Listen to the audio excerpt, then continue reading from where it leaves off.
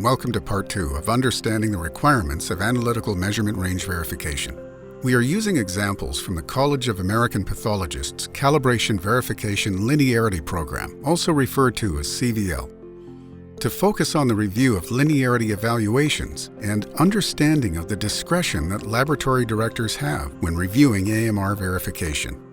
In Part 2, we highlight the discretion that laboratory directors have both in determining the closeness of specimens to the limits of the analytical measurement range, or AMR, and the ability to narrow this range.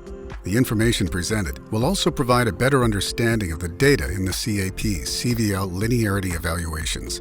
To begin, it may be difficult to obtain specimens with values near the AMR limits for some analytes.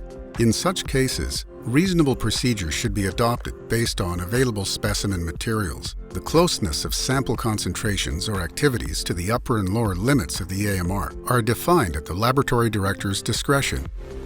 Laboratories may verify and use an AMR that is narrower than the range defined by the manufacturer. The laboratory director must define limits for accepting or rejecting verification tests of the AMR. Additionally, the method, manufacturer's instructions for verifying the AMR must be followed when available. Let's take a look at an example of a linear evaluation. This example demonstrates the evaluation is linear across the full range of specimens.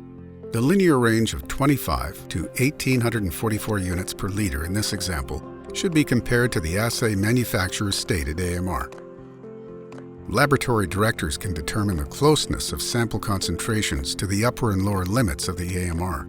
In cases where the linear range does not span the entire manufacturer's stated AMR, they may also verify and use a narrower AMR.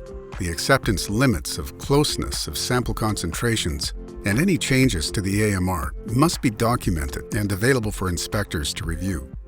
Now let's look at another CVL linearity evaluation and information it contains. You'll notice that this example shows an imprecise linearity evaluation. To evaluate linearity, the relative concentrations are plotted on the horizontal axis and the measured results on the vertical axis. A straight line is fitted through the point and then is determined if this line adequately describes the relationship between the reported results and the relative concentrations. The evaluation is imprecise because there is poor fit between the results and the best fit line. The limits of acceptable imprecision and nonlinearity are specified using the goal for total error and the mean of included results. The best fit line is shown in linearity plot 1. The fitted values from this line determine the best fit targets. After reviewing this evaluation, the next step should be to troubleshoot the cause of the imprecise results shown in Linearity Plot 2.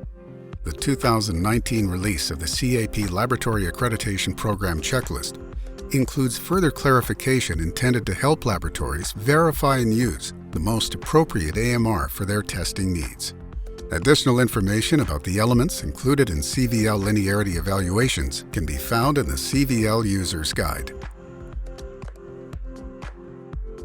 Thank you for watching. That brings us to the conclusion of Part 2 of Understanding the Requirements of Analytical Measurement Range Verification.